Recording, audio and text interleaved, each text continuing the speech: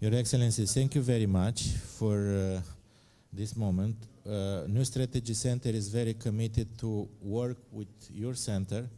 Thank you very much, dear Ambassador Todorian.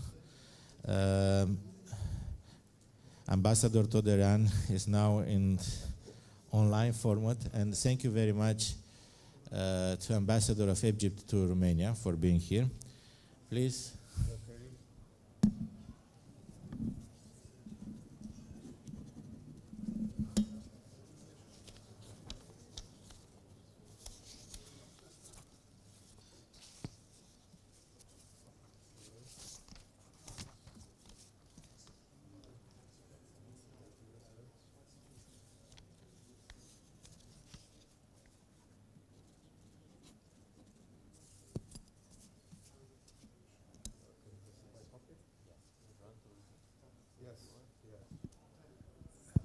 Yes, good morning.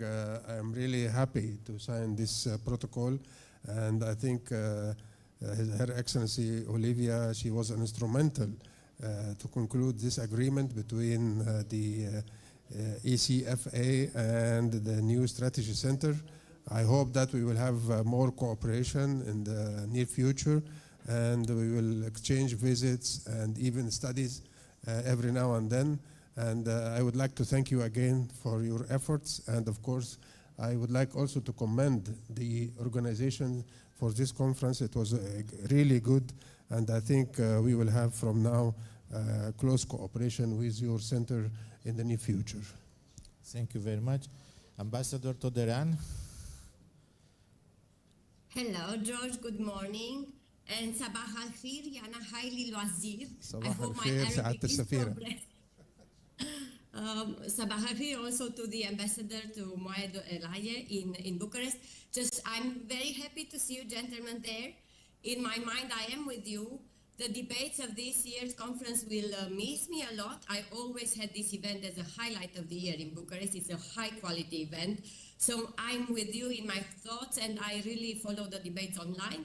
I hope really this partnership will bring fruits. It's not going to be just a piece of paper. You know that usually papers are for me just a reason to act. And I hope this partnership is the same. And of course, great thanks to the New Strategy Center and to George Scutaru for making this possible together with my initial impulse. So good luck with the conference. I'm very happy for this result. Thank you. Shukran. Thank you very much, Your Excellency. Shukran jazilan. Ambassador.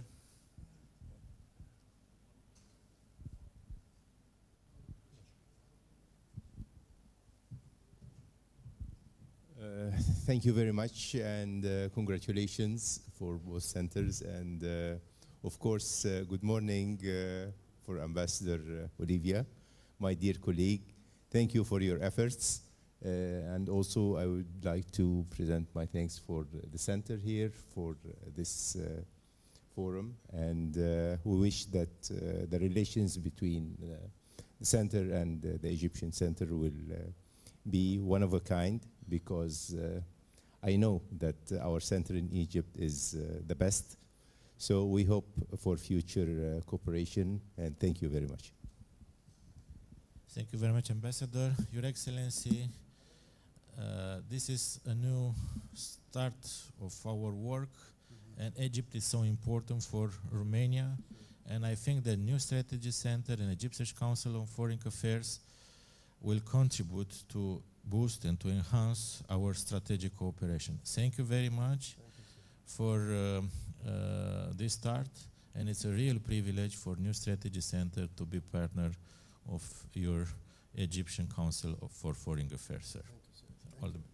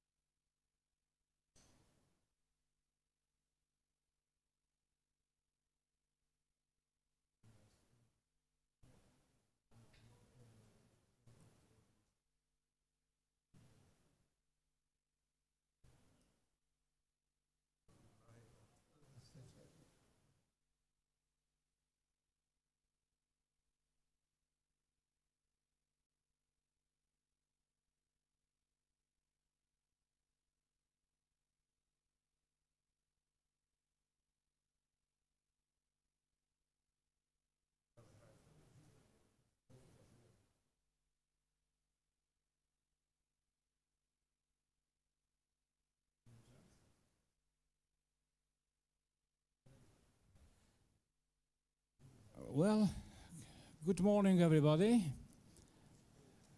And I mean everybody both in the room and online.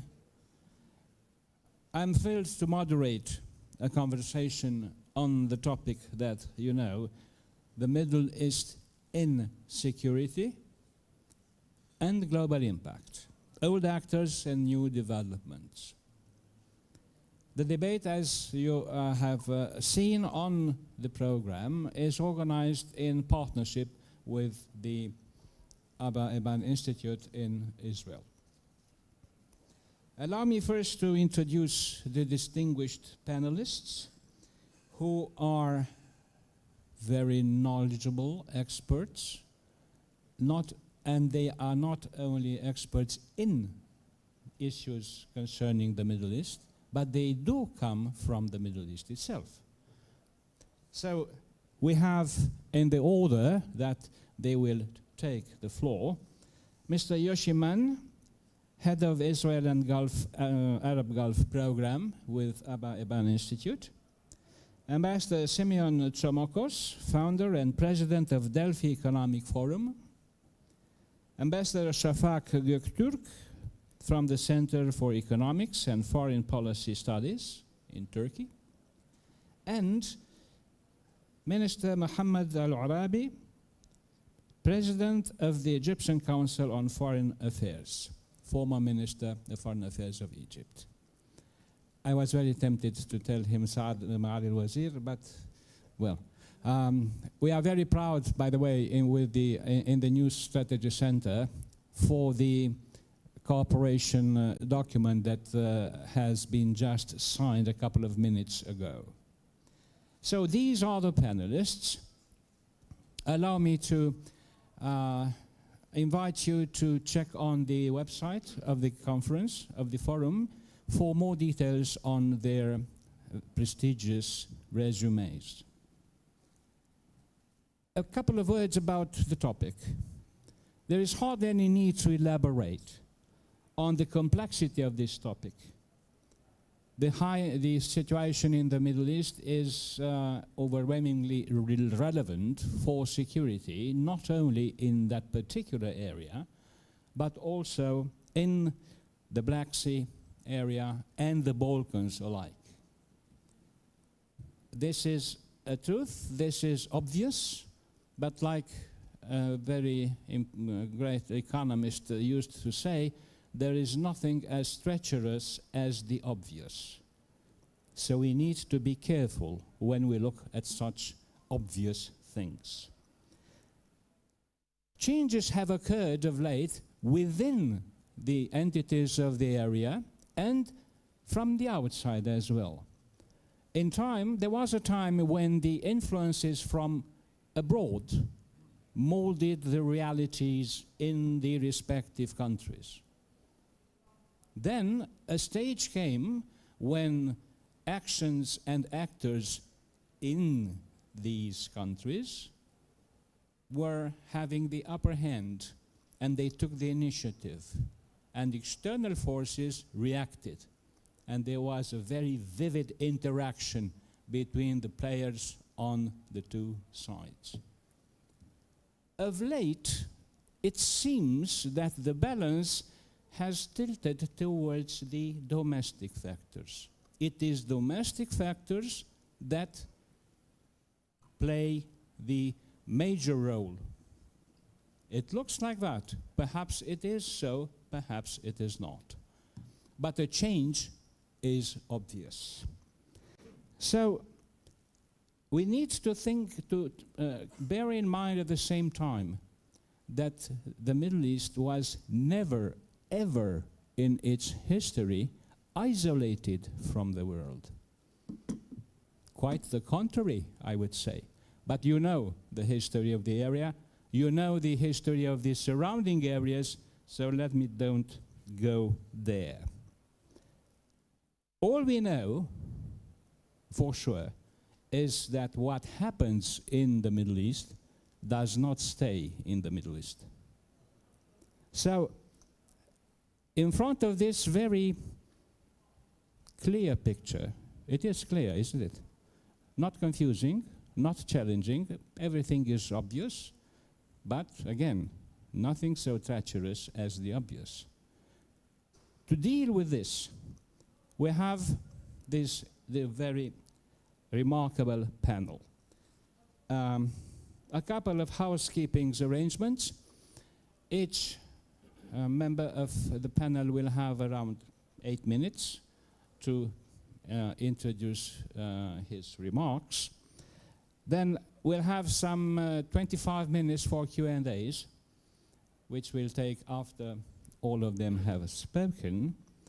And by the end, around 2-3 minutes for, let's call them concluding remarks, although I don't think we can conclude particular things, but we'll try to mark the end of the debate. And then we'll get ready for the next panel. So, I would like to, a final word, perhaps the topics that the speakers would deal with would cover a rather wide area that might include, among other things, the issuing challenges of the present-day situation, the current kinetic both in the Black Sea's north and the Mediterranean's east, which warrants a focused discussion on the interaction among specific regional dynamics, a perspective on the situation, regional opportunities, and future developments. This perhaps is the key. We try not to look back and describe what has happened. You know what happened. We know what happened. Everybody knows what has happened. It is not time, physical time, to look into the whys and hows, but it is needed, indeed, to look into the future. And now, what? So, the distinguished panelists in our conversations in the preparation for this meeting sort of agreed to look particularly to the future and try and see, is there something that we can do? We, anybody else, everybody else, and that's it. So, Mr. Yoshiman, you have the floor. Shoot. So, good morning, everyone, and thank you again, Ambassador Doro, for having me in this distinguished panel. And thank you for long partnership and friendship. Obviously, I will try to introduce the Israeli perspective regarding what is happening now, and also to offer few options about what will happen in the day after the war in Gaza, and any optional scenes regarding the relation between Israel and the Palestinians. And I have to say, firstly, that I'm very optimistic from the fact that this is not, this is a small panel compared to the other. It means that the Middle East is not on the focus, and it means that we can hope for better days for our region. Let me start with try to draw the political boundaries in Israel right now in order to understand what Israel can do and how the Israelis see the situation right now.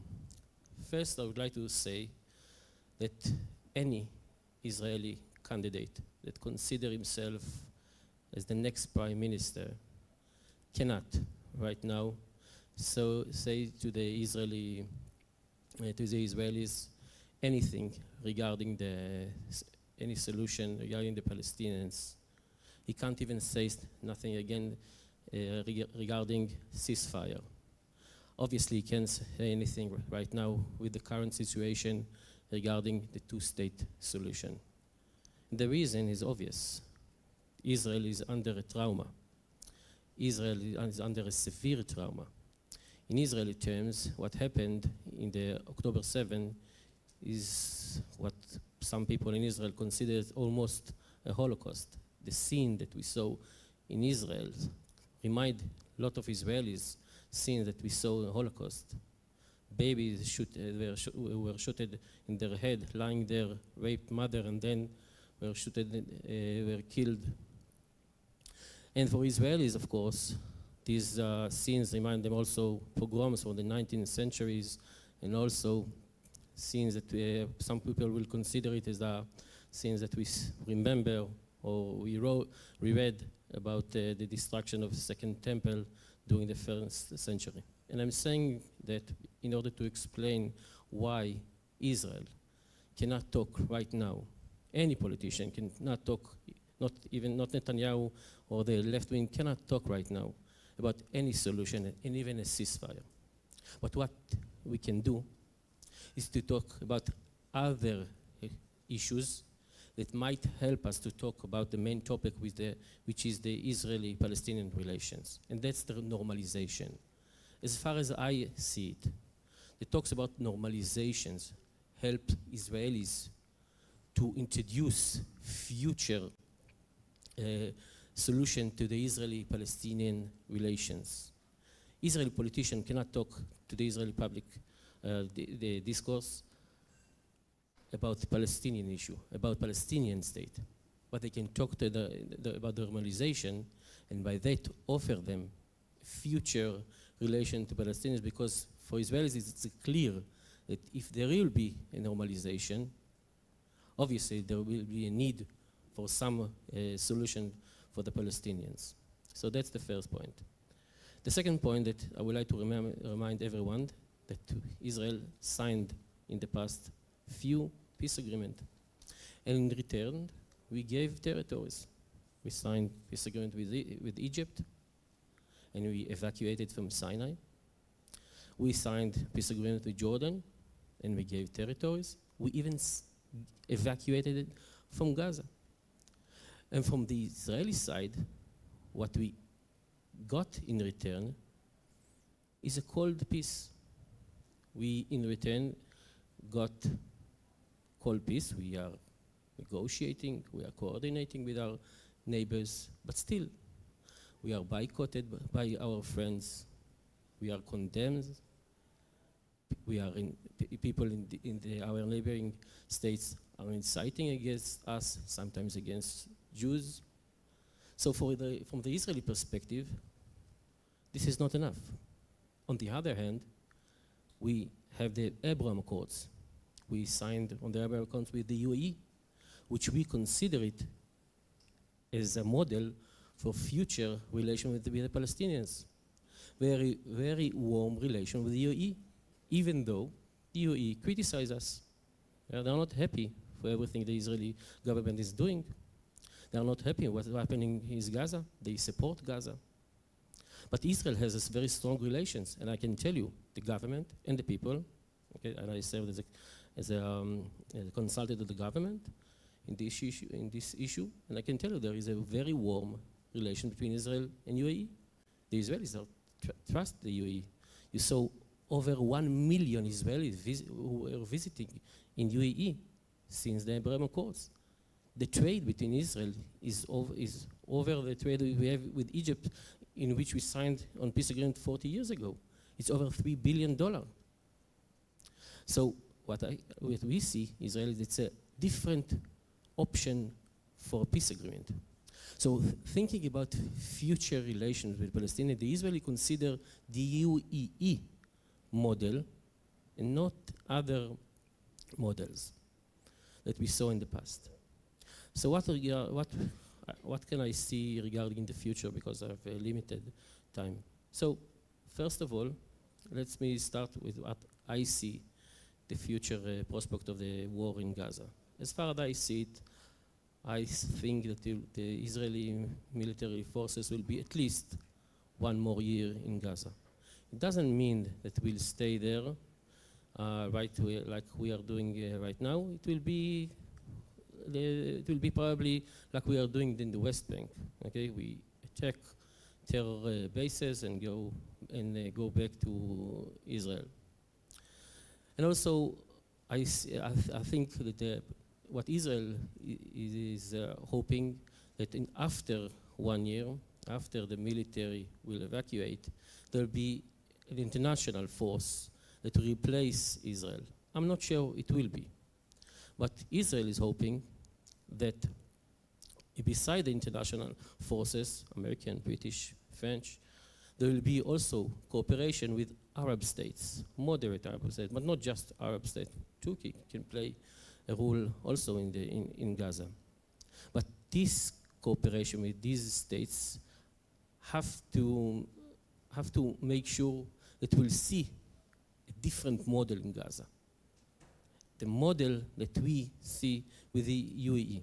And in order to do so, there is two factors that we need to consider and fulfill. The first one, we saw it in Europe, and we see it in our region. There is a correlation between the two wars in Ukraine and Israel, which is Iran. I would like to remind you that Israel warned the world for many years from Iran. And we see the result of Iran now cooperating with Russia. And now I assume the world is starting to understand the risk that Iran is causing to our region. So the first thing, in order to make sure that Gaza will not be anymore a proxy of Iran, is to isolate Iran. It's not our interest, it's the world interest.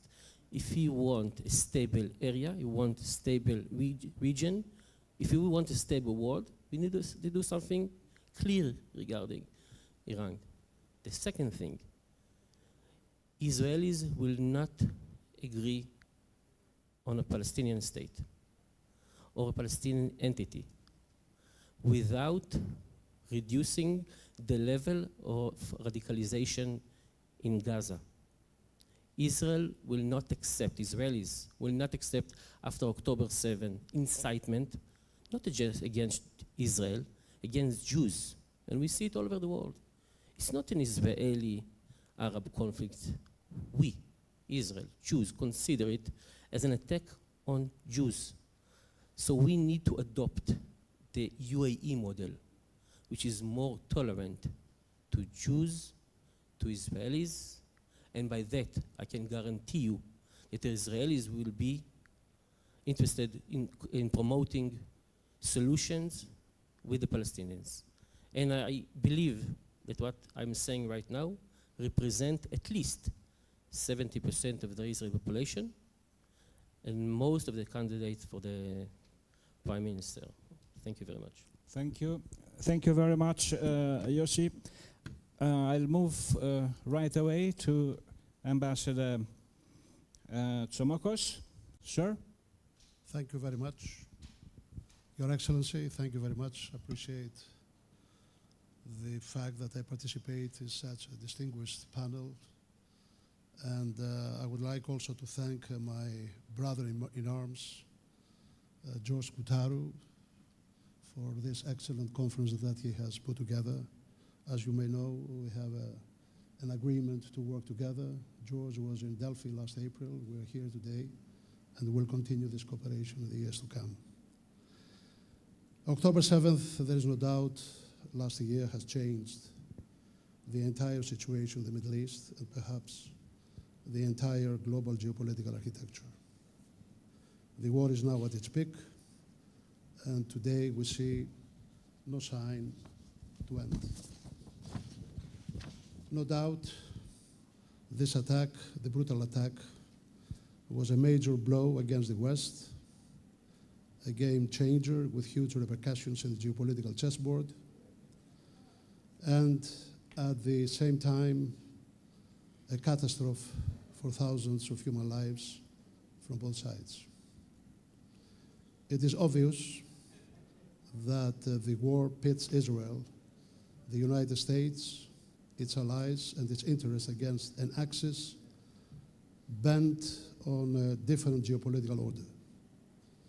It seems that strategists in Tehran, Moscow, Beijing, Pyongyang, and even Caracas have found a common thread to stitch them into a campaign to undercut US power and punish its allies. part of the geopolitical repercussions, we see global disruptions in the world economy. The war has disrupted trade routes, has fueled refugees flows, and has empowered extremist ideologies, which can spill over in the neighbor region and primarily in this part of the world. These are fears for a more widespread war in the regional Middle East, a wider military conflict, but thank God today we see not this happening. The world community is already polarized, and the world has fomented divisions and even divided college campuses. Anti-Semitism is on the rise. Hundreds of thousands of people have turned out on pro-Palestinian demonstrations from London to Kuala Lumpur. We feel that we face a series of disparate challenges to US supremacy in the Middle East and a unified and comprehensive rejection of the United States.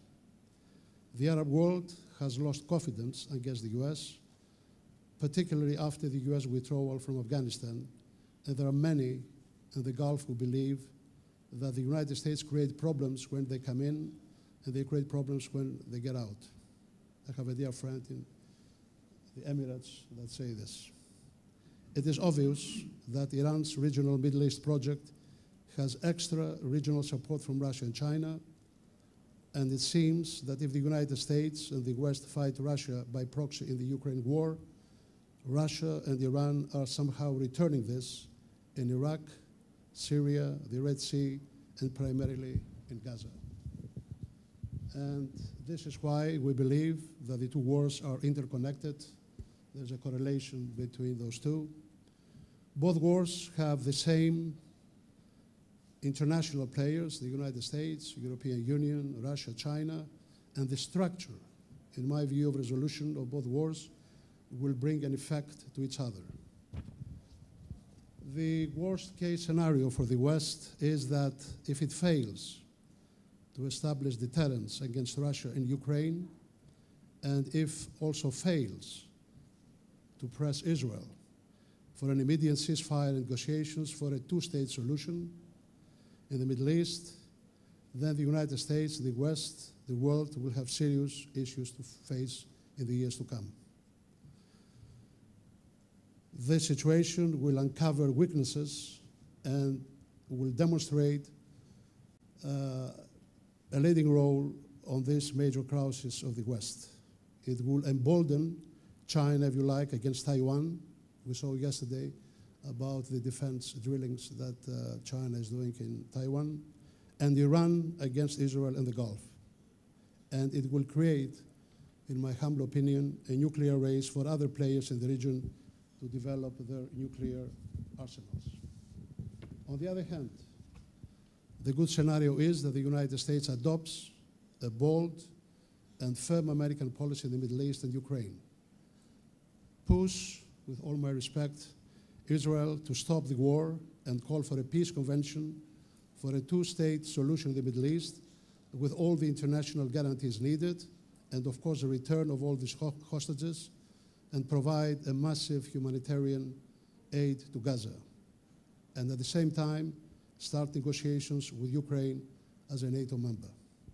I think both of these actions will be game changers for the benefit of the West, will create confusion to Russia, Iran, and China, as they have common, but at the same time, different agendas in both crises, and will restore somehow the confidence of the United States to its allies and in the region in the Middle East.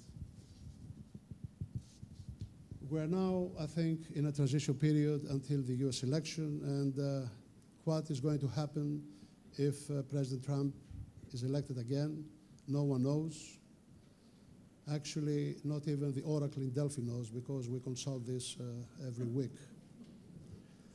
However, in this case, we shall not underestimate that Trump is a deal maker by profession. His immediate rival is China, and therefore he may seek to close both crises and focus on East Asia as well. So we'll see. Now, coming to this region, Mr. Ambassador, how the overall Middle East is relevant to the security and stability of the Black Sea and the Balkan region, let me say only for 1 minute 2 words. There's no doubt that the Middle East situation has a significant impact on the security and stability of the region. This ongoing situation may lead to further regional destabilization, resulting to increased refugee flows, arms smuggling, and terrorist activities spilling all over in the countries in the region and Europe as well. The rivalry between major powers, and particularly in Western Balkans, will increase.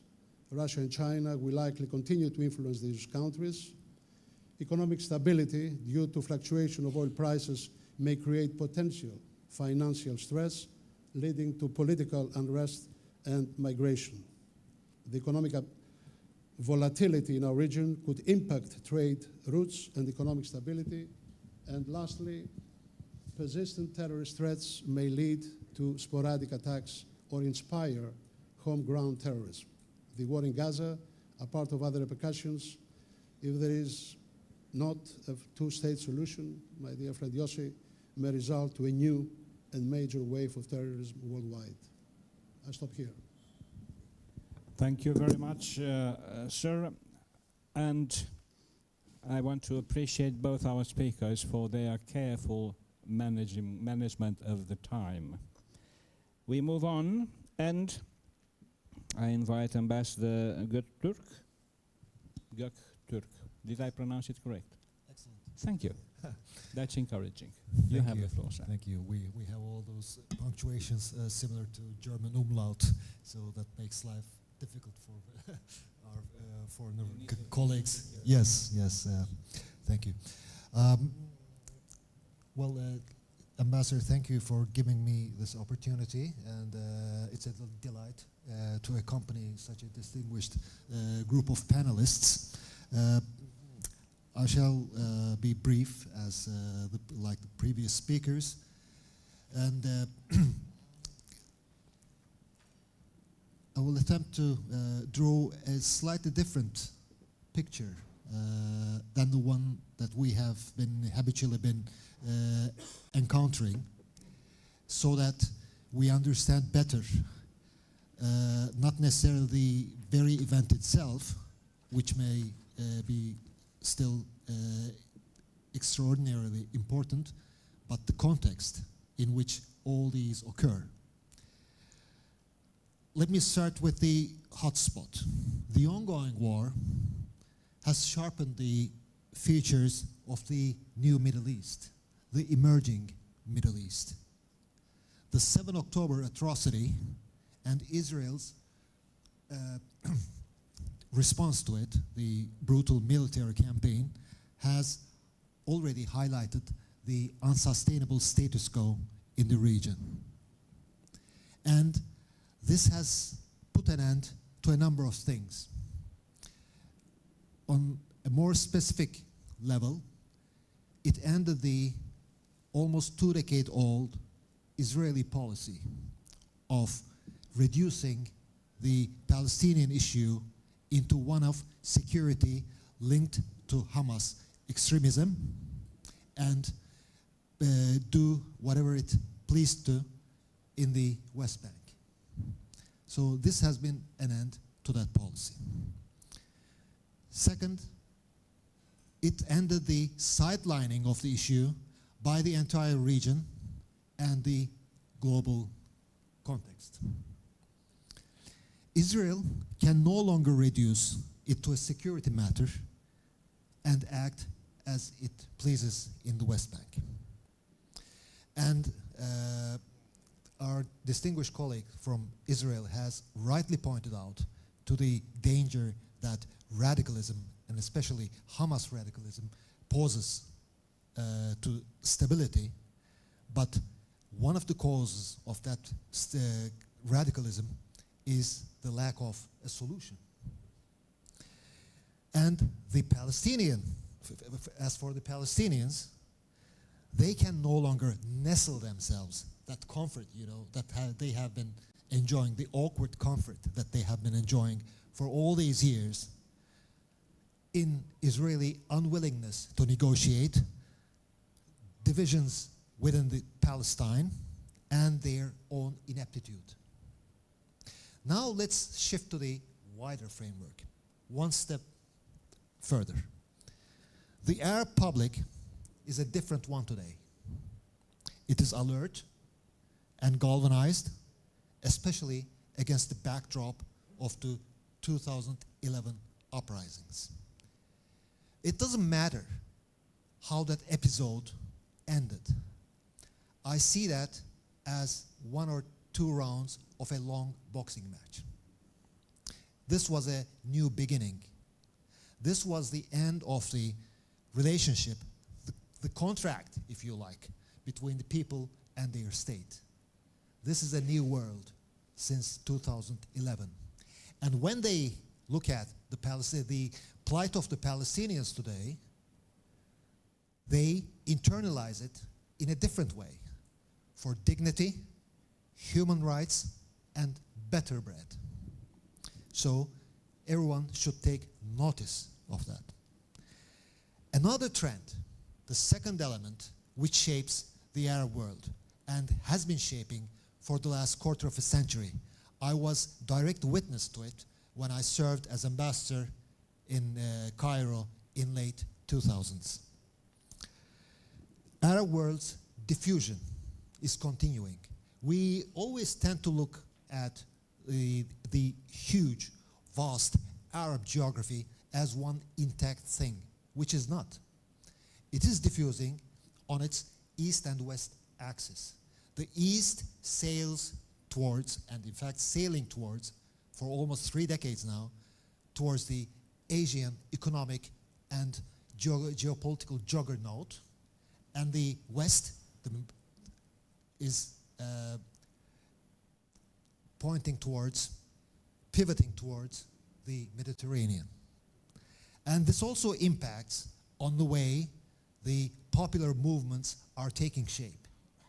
You see the intensity of popular dissent around the Mediterranean and something else towards the Gulf.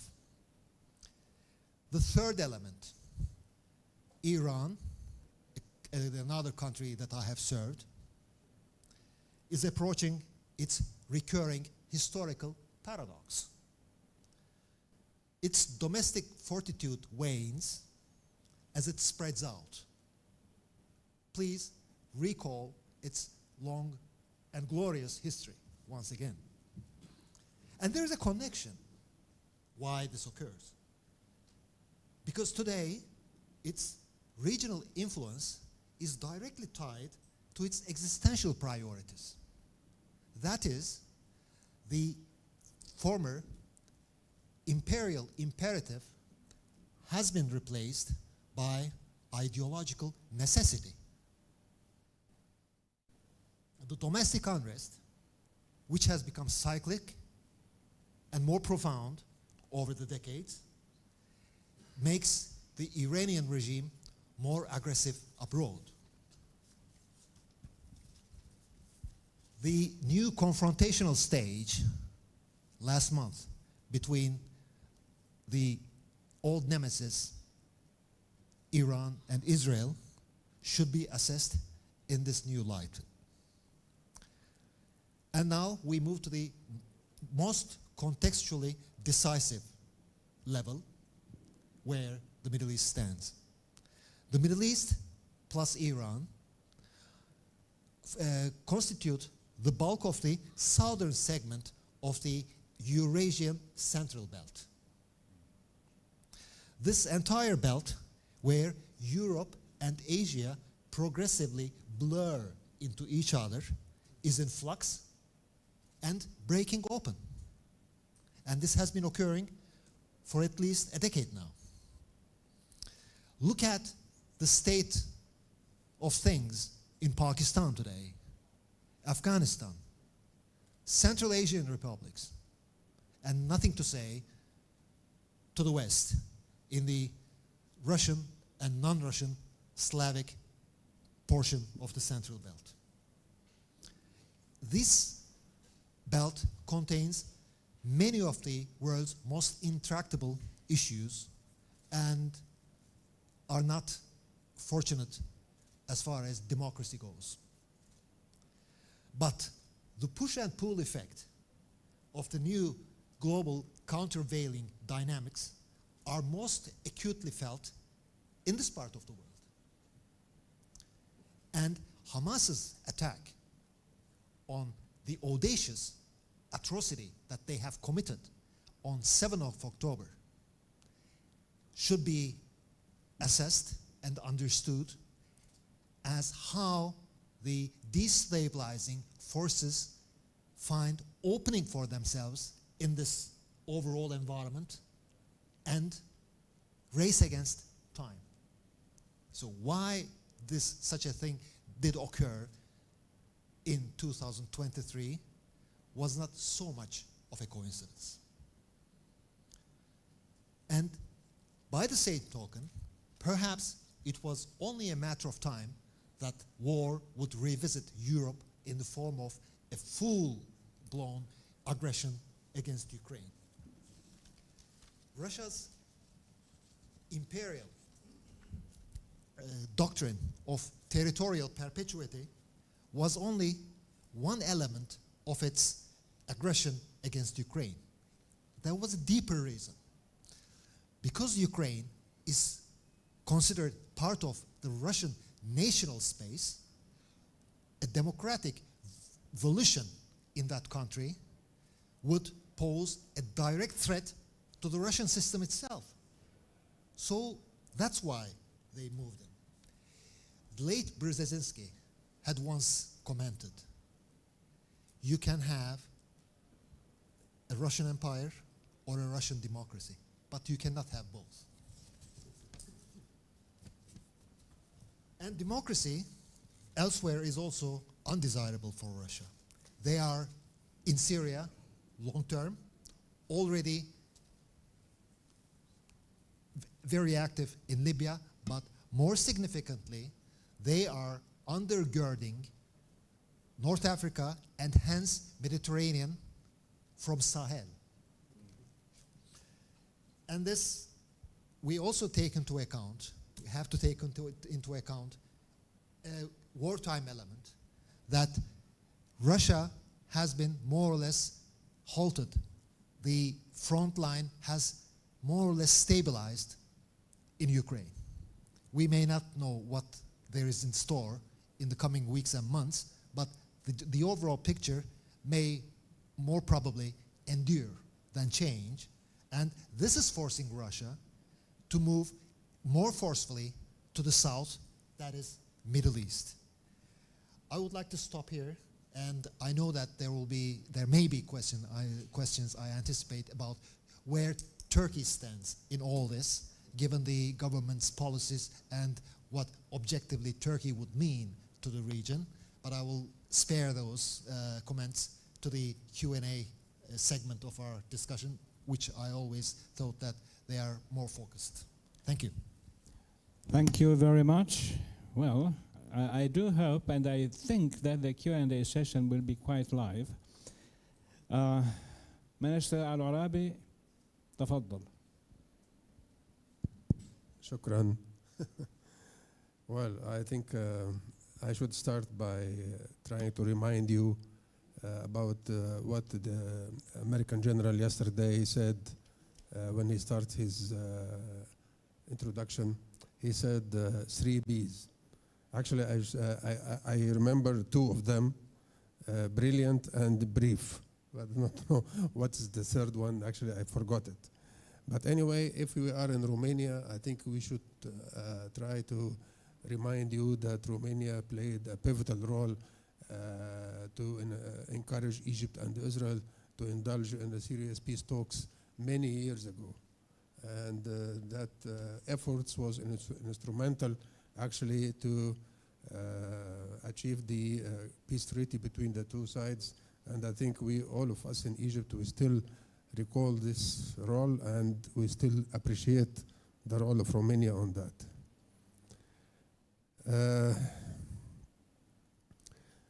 Also, there is a sort of resemblance actually between the Black Sea and the Mediterranean. And I think everybody can recognize that. And I think the facts showing that there's a lot of tension in the two seas, the Black and the, actually in our region we said about the Mediterranean, the White Sea. So the Black and White Seas, actually they have a lot of tensions and problems, and they're causing a lot of bad situation to the whole world actually. 30 years ago, my government dispatched me to Tel Aviv as a minister plenipotentiary to the embassy there, 30 years ago. At that time, Prime Minister Yitzhak Rabin was there. And then in 1995, a guy called Igal Amir, he decided to kill Prime Minister. And in the meantime, I mean Yitzhak Rabin, of course. And at the meantime, he killed also the peace process. I still recall that we had even a sort of document concerning the Syrian Golan Heights. So the man, he was ready to talk about peace in a comprehensive way with a great approach to tackle the whole issue, the Palestinian issue, and also the lands in Syria. My dear friend, we met many, but he was young at that time. He was saying that, okay, we withdraw from lands. Yes, but you already occupied these lands and you don't have any right to be there in Sinai. But anyway, we will not argue on this. Let us talk about the future as you just mentioned. There is a sort of new parameters now in the Middle East. You cannot compare the situation 30 years ago when I was in Tel Aviv and what's going on now in the region. Our region will tell you there is no ultimate victory and there is no complete defeat. This will be, you know, the notion which is prevailing now in our region. And it might be also, I would say, applicable to the situation in Ukraine, maybe. I'm not sure about that, but I am talking about our region. There is no ultimate victory. So Israel will not dismantle Hamas. Israel will not fulfill the goals which was mentioned by Prime Minister Netanyahu at the beginning on the 8th of October, that he will dismantle Hamas and he will release the hostages. It will not happen. So let us be realistic and try to deal with the Middle East in a new, I would say, perspective. The 7th of October also put Israel in a new situation in the Middle East. For us, as a diplomats and politicians, now we can tell you that Israel cannot alone protect itself. They should be under the umbrella of the United States and Britain and maybe some other countries. They are not like, let us say, in the wars before with the Arabs. No, there is a new reality now. They cannot protect themselves like before. They need help. So, okay, if they need help to protect themselves, I think they also need help to indulge in a peace efforts. My dear friend was talking about normalization. And you know, this notion in our region, yes, of course it is in some countries they are trying, you know, to implement it. But I can assure you that after what's going on and this brutal reaction from the Israelis, I don't see it. It will be a very naive policy from the United States, actually. Mr. Blinken, in all his visits to Riyadh, is talking about normalization between Israel and Saudi Arabia. And it will not occur. And let us be realistic. So we have to tackle the nitty-gritty of the issue, which is the Palestinian question. Prime Minister Netanyahu, he was last September in the General Assembly in New York, and he presented a very nice map to everybody there, saying, okay, people, I have peace with Egypt and Sudan, and we are in the process to normalize relations with Saudi Arabia and then United Arab Emirates and Bahrain and Jordan. So everything is fine. He didn't mention anything about the Palestinian issue. So what do you expect from the Palestinians? So it is, I think it's so clear that we will indulge in a vicious circle of violence if we will not tackle the Palestinian issue. Now we have a real momentum in the whole world concerning the two-state solution. Yeah, it's okay. But do we have a roadmap to reach this two-state solution, or it is just to administrate the situation without putting a real roadmap? I still remember Dennis Ross, the guy who was tackling the peace process many years ago. He was always telling me, okay, peace process in the Middle East, it is like cycling.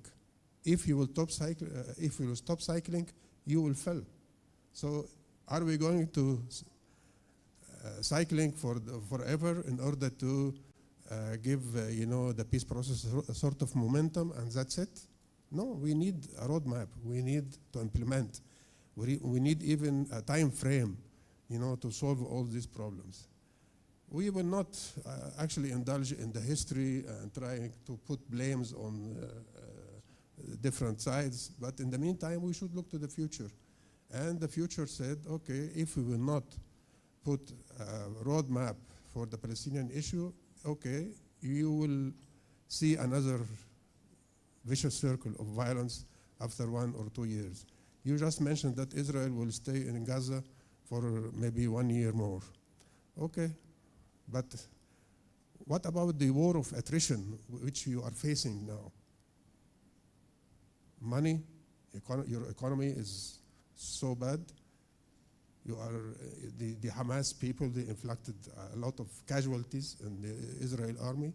The Israel army, even for us, it is not the army which we can, let us say in the past. They have a lot of, maybe the military people, they can talk about that, a lot of mistakes, tactical mistakes. And actually there's a lack of leadership even in Israel. So all these things, actually, it will be a sort of fuel to ignite more, I would say, violence in the Middle East. So let us be realistic. Don't talk about normalization now. The normalization is a side issue.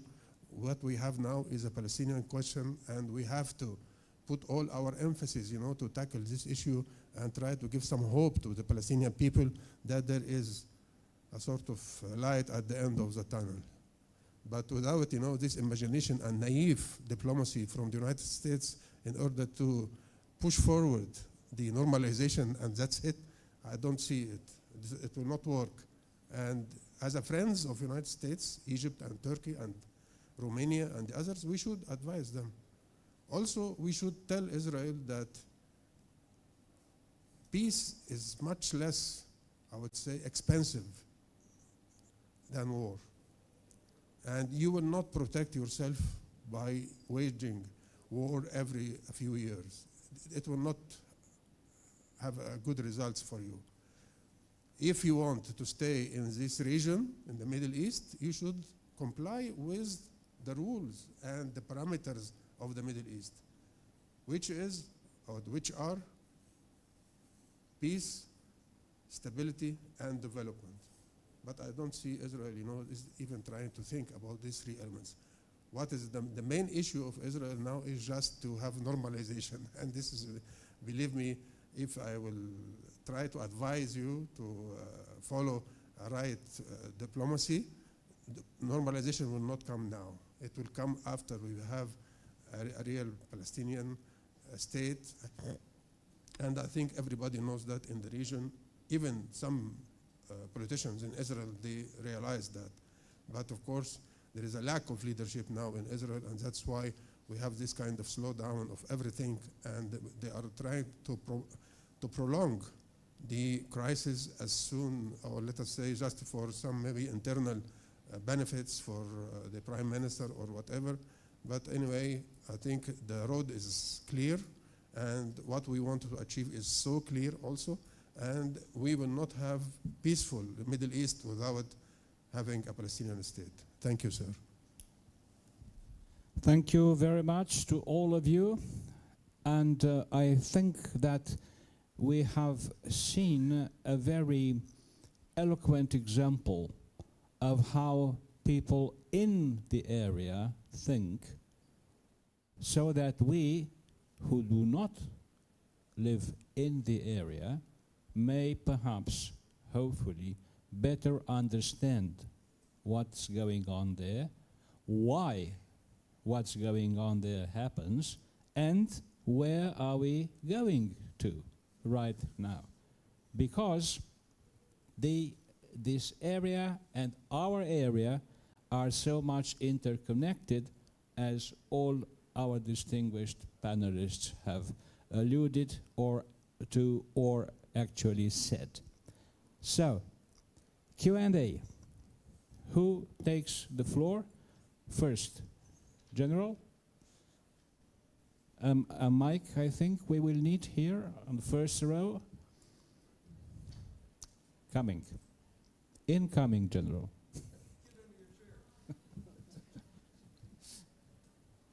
Thank you. This is the best panel I've been to so far in this conference. So thanks to all of you for the insight. My question is to Mr. Mann, and it's about the death of the president of Iran that just happened. What are the implications? And obviously the rest of you will have something to say, but what are the implications for Iran and Israel with the death of the president?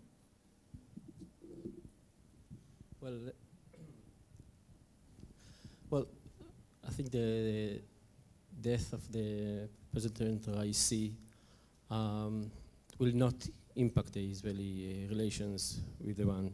I think we'll need to wait and see who will replace the president. Obviously, we see, I'm not sure I can say potential for, I'm not sure, there will be improvements between the relations of Israel and Iran because of the death of Raisi. Obviously, Raisi played a major role in Iran and was potentially one of the nominees to be the instead of Khamenei. So we do believe that maybe there will be a new one who will be less, how would I say it, less experienced leader, someone who will be less extremist toward the West and Israel, but this is just a hope. We are quite realistic regarding Iran. Okay, let's be honest. And we see the situation in Iran. Iran now see their proxies based on, I assume, what they consider as a win in this region. Okay? They see the proxies acting for them in Lebanon, in Yemen, in Syria, in Gaza. So there is no potential for a change for Iran now when it comes to the Israeli-Iranian relations. I think it's only a warning to the other countries in our region, to Jordan, to Egypt, to Saudi Arabia, that Iran is not willing to stop their vision regarding this region, okay? And what we learned, it's not about one person or another, okay? There is a vision in which we need to deal with. And we see the trade between Iran and China, which is going. You see there are more and more oil that now being exported from Iran. So Iran economy is starting to flourish again, and assume that some of the money will go to their proxies. So let's be honest, we are not optimistic, okay? No matter who will be the next president. Yes, please, Ambassador. Well, actually, I have a question rather than a comment on the generals. Do you want to ask General Hodges something? I would like Yes. to ask Yossi, my friend. Many say that this is not an Israel war, this is a Netanyahu war. Please raise your mic. This is not an Israel war, this is a Netanyahu war against the situation against Gaza. Are there any other voices within Israel that perhaps, may change the situation? Yossi, what do you think? Let me say it very clearly. I believe that 70% of the Israeli population knows what's the final solution. Let's be honest. And I'm being recorded, okay? We understand what is the final solution, okay? We want a stable state. We want to be part of this region. We want normalization, but like the relations we have with the UAE, and I emphasize the UAE, okay? But let's be honest, when we are talking about a Palestinian state, how do you imagine this state? Is it will be like UAE, even Turkey, Saudi Arabia, or Libya, Yemen, Sudan, Jordan, these countries which are unstable, with a lot of economic problems? What do you expect will be the next day that we will establish the Palestinian state? So we'll celebrate a few days, there is a Palestinian state, and then we'll have a Hamas who will lead the Palestinian state, and we'll have another Taliban. Let's be honest. I think we were quite naive regarding Russia in Europe, yes? And we saw the results. So let's not be naive regarding what will be in Palestinian states. I'm not sure if you're familiar with Ibn Khaldun. I consider that a great historian of the Arab-Muslim world. He was the historian of the 14th century. Great historian. I recommend everyone to read Ibn Khaldun. But he says in his famous book, Introduction to History, that the state will behave, the policy and the economic situation will based on how the founders established the state, how the founders started the state. And let's look at the Palestinian states. Who are the leaders? Do you really believe that Sinwar will create a state like Israel, a democracy, a place that you can, you have freedom of speech? Do you think it will be like Israel innovating state? Are we naive? So we are offering a long-term vision to Gaza. And I personally was involved in these kinds of initiatives.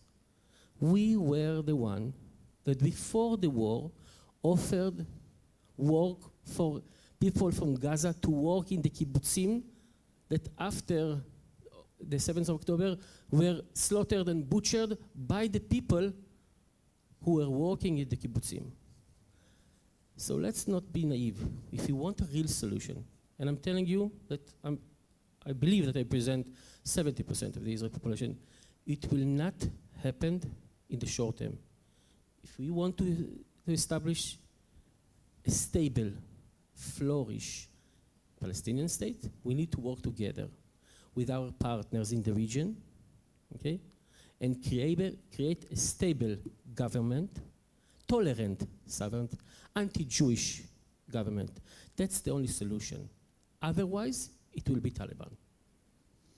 Thank you very much. I have another question from the room. Before giving you the floor, that is the microphone, I just want to add that Ibn Khaldun, mentioning Ibn Khaldun, I found extremely interesting. You all know, and we all know, that Ibn Khaldun is considered to be a sort of the father of sociology. And from his Prolegomena and the theory of the state, to talk about that in the 13th, 14th century is absolutely amazing. With all due respect, I highly recommend to go back and read some of his thoughts. Sorry, sir.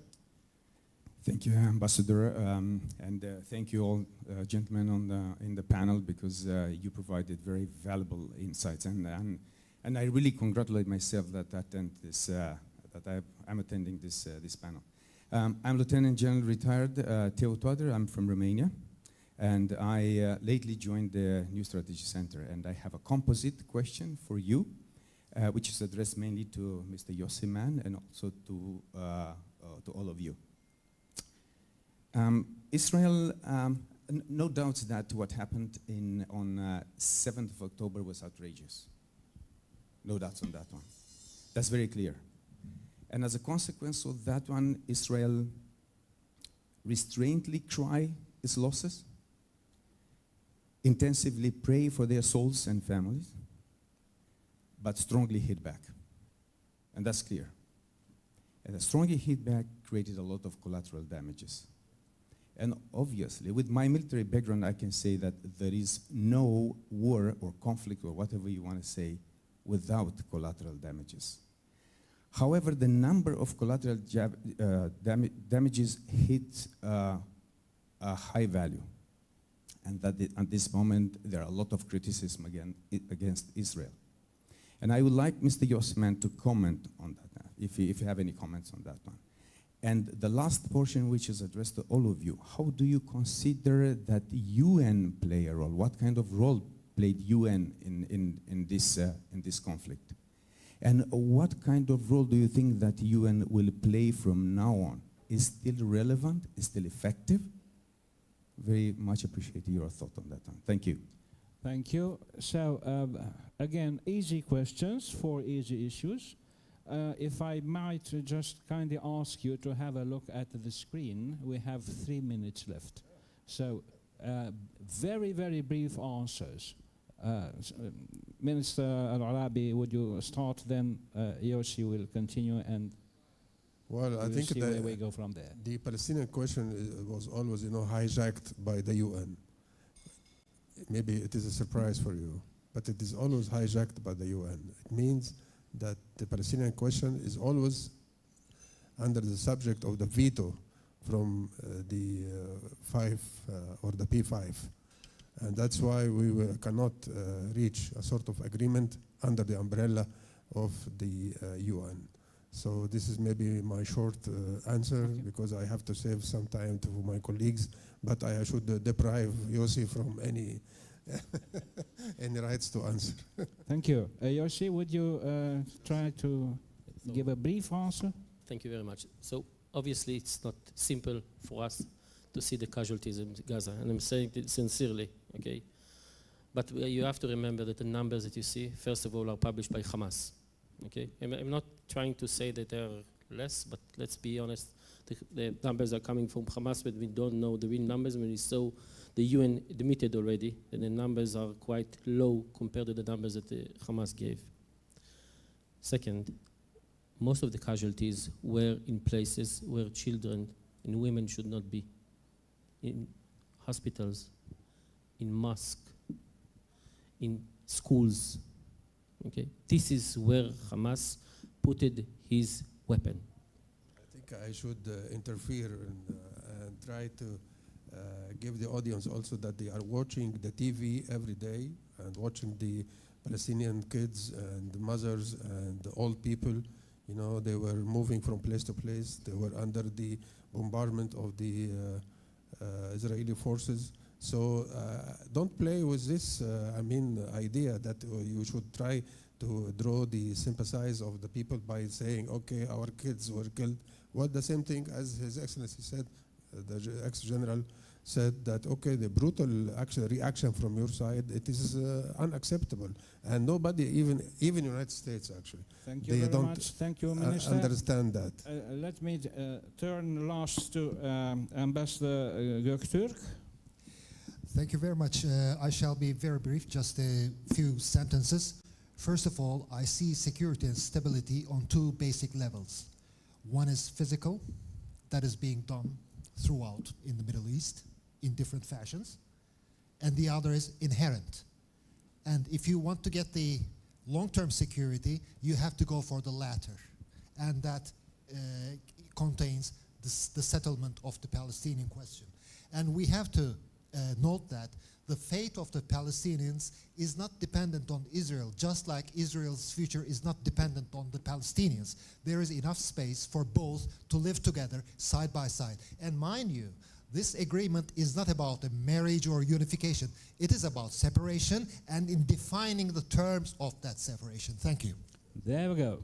Thank you very much. Ladies and gentlemen, dear friends, I'm afraid that our time is up. And because I'm a moderator, I have the privilege of having the last word.